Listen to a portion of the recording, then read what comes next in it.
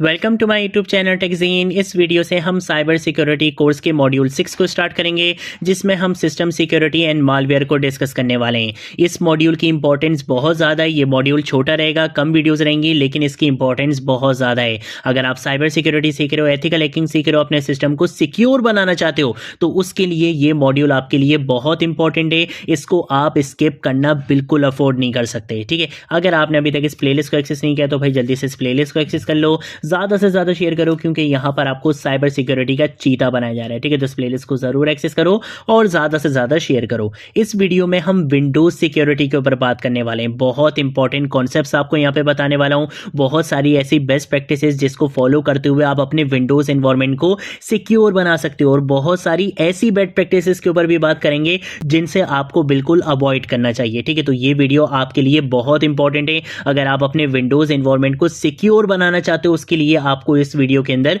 बहुत important concepts के बारे में बताने वाला हूं। सबसे पहले हम बात करेंगे यूजर प्रिविलेजेस के ऊपर। देखो, विंडोज में दो मेन टाइप्स के यूजर होते हैं, एक एडमिनिस्ट्रेटर और एक स्टैंडर्ड यूजर। क्या डिफरेंस होता है दोनों में? एडमिनिस्ट्रेटर को फुल कंट्रोल होता है। एडमिनिस्ट्रेटर जो होता है वो सॉफ्टवेयर इंस्टॉल कर सकता है, सिस्टम सेटिंग्स को चेंज कर सकता है और दूसरे यूजर्स को मैनेज भी कर सकता है। एडमिनिस्ट्रेटर को आप बिल्कुल रियल लाइफ एग्जांपल में ऐसे कह सकते हो कि ये घर की वो मास्टर की होती है जो सब रूम्स को खोल सकती है। लेकिन ऑन दी अदर हैंड अगर हम स्टैंडर्ड यूजर की बात करें तो इसके पास लिमिटेड कंट्रोल होता है, सिर्फ डेली लाइफ के काम करना, जैसे डॉक्यूमेंट्स ओपन करना, इंटरनेट यूज करना, लेकिन सिस्टम सेटिंग्स चेंज करना जो दूसरे यूजर्स के ऊपर भी इफेक्ट करे, वो काम, वो राइट्स बेसिकली स्टैंडर्ड यूजर के पास नहीं होते। इसकी रियल लाइफ एग्जांपल हम सब ने फेस की है। वो क्या है कि अगर हम किसी भी इंस्टीट्यूट में, अगर लेट सपोज मैं अपनी यूनिवर्सिटी में हूं या मैं अपने कॉलेज में हूं, अगर हम वहां की लैब में जाते हैं, हमारे पास एक अकाउंट होता है, वो एडमिनिस्ट्रेटर अकाउंट नहीं होता, वो अकाउंट होता है जो हर स्टूडेंट बेसिकली यूज कर रहा होता है। हम वहां पे अगर कोई एप्लीकेशन इंस्टॉल करना चाह रहे हैं, हम वहां पे कोई सॉफ्टवेयर इंस्टॉल करना चाह रहे हैं, तो होता क्या है कि हमें बेसिकली लैब इंस्ट्रक्टर को बुलाना पड़ता है और हम उसको बोलते हैं कि यार एडमिन पासवर्ड डाल दो, वरना ये तो हमें अलाउ नहीं कर रहा। होता क्या है कि विंडोज बेसिकली आपको ये चीज अलाउ नहीं करता। विंडोज बोलेगा कि भाई आपके पास ये राइट नहीं है कि आप सिस्टम के अंदर कोई भी सॉफ्टवेयर इंस्टॉल करो। आपको क्या परमिशन चाहिए होगी? एडमिनिस्ट्रेटर की परमिशन चाहिए होगी। अगर वो एडमिनिस्ट्रेटर अपना आईडी पासवर्ड डाल दे, आपको परमिशन दे दे, तभी मैं आपको अलाउ करूंगा कि आप बेसिकली ये सॉफ्टवेयर इंस्टॉल करो, अदरवाइज आप ये सॉफ्टवेयर इंस्टॉल नहीं कर सकते। तो ये बेसिकली एडमिनिस्ट्रेटर और स्टैंडर्ड यूजर में डिफरेंस होता है।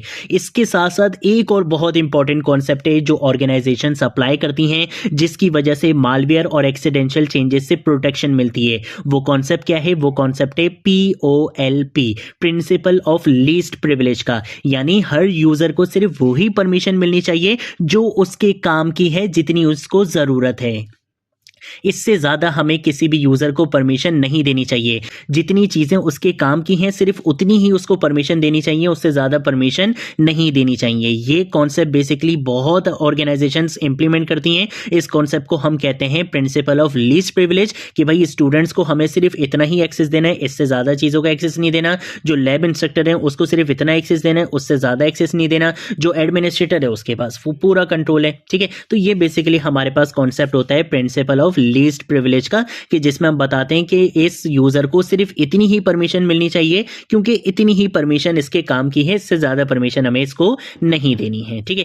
देन उसके बाद अगर हम बात करते हैं यूजर अकाउंट कंट्रोल की, तो भाई ये विंडोज का एक सिक्योरिटी फीचर होता है जो सिस्टम में चेंजेस होने पर आपको प्रॉम्प्ट दिखाता है। अगर कोई प्रोग्राम या ऐप सिस्टम में चेंज करना चाहे तो विंडोज आपसे कंफर्म करता है। इसकी रियल लाइफ एग्जांपल आप ऐसे ले लो कि दरवाजा खोलने से पहले आप वेरीफाई करते हो कि कौन है। सेम ऐसे ही विंडोज भी आपसे पूछता है।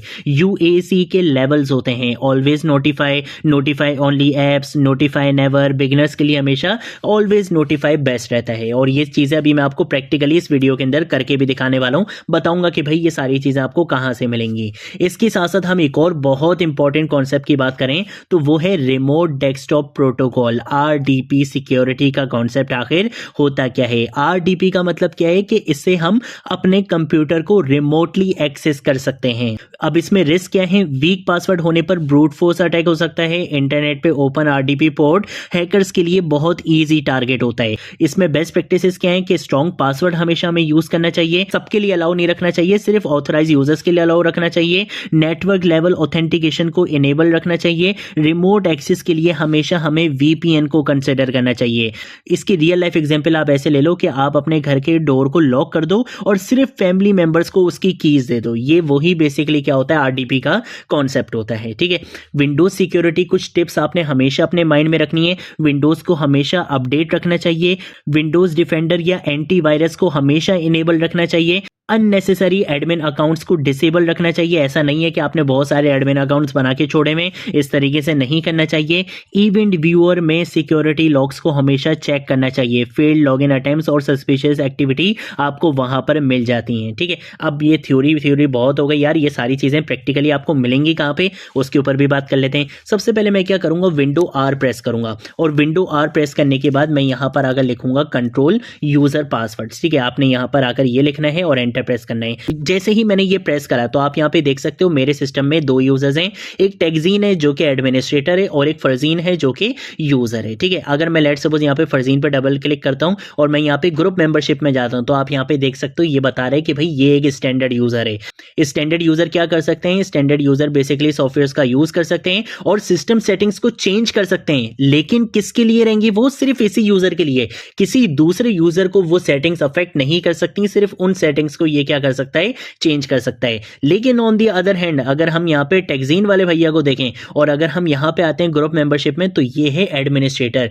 जिसके पास कंप्लीट एक्सेस है इस कंप्यूटर का, इस सिस्टम का कंप्लीट एक्सेस किसके पास है? इस वाले यूजर के पास है। ठीक है, तो आप यहां पे देख सकते हो कि भाई आपको अपने सिस्टम के अंदर एक एडमिनिस्ट्रेटर ही रखना चाहिए, इससे ज्यादा नहीं कि आपने अननेसेसरी एडमिन अकाउंट्स बनाए हुए और आपने उसको जो है वो छोड़ा हुआ है। इस तरीके से काम नहीं करना चाहिए। ठीक है, तो ये तो हमने यहाँ पे यूजर प्रिविलेजेस यहाँ पे हमने देख लिया। अब मैं आपको दिखाता हूं यूएसी का कॉन्सेप्ट। ठीक है, एक काम ये करते हैं कि मैं यहां पर आता हूं, बल्कि यहां पे भी नहीं, मैं आता हूं यहां पे। ठीक है, और यहां पर आकर मैं क्या करूंगा, नोटपैड ओपन करूंगा। ठीक है, मैंने यहां पे नोटपैड ओपन करा, एक फाइल मेरे पास यहां पर आ चुकी है। मैं यहां पर आकर इसका नाम रख दूंगा दिस इज डेमो। ठीक है, और मैं इस फाइल को क्या करूंगा, सेव करना चाहूंगा, लेकिन कहां पे करूंगा, मैं आऊंगा सी ड्राइव में और सी ड्राइव में विंडोज के अंदर मैं क्या करना चाहूंगा, सेव करना चाहूंगा। अब ये जो बेसिकली कॉन्सेप्ट होता है, अब ये राइट होता है सिर्फ और सिर्फ एडमिन के पास। अगर मैं अभी इसको यहां पे सेव करूंगा तो यूएसी मुझे यहां पे एक प्रॉम्प्ट दिखाएगा, आपके पास इस चीज की परमिशन नहीं है, आपको किससे कांटेक्ट करना है, एडमिनिस्ट्रेटर से कांटेक्ट करना है, मैं आपको इस चीज की परमिशन नहीं दे सकता, इसने मुझे मना कर दिया। लेकिन मैं आपको एक और चीज दिखाता हूं, अगर अभी मैं इसको यहां पे आके क्लोज करता हूं और मैं यहां पर आता हूं, यहां पर आकर मैं क्या करूंगा, नोटपैड को बेसिकली राइट क्लिक करूंगा और राइट क्लिक करने के बाद मैं रन एज एडमिनिस्ट्रेटर करूंगा।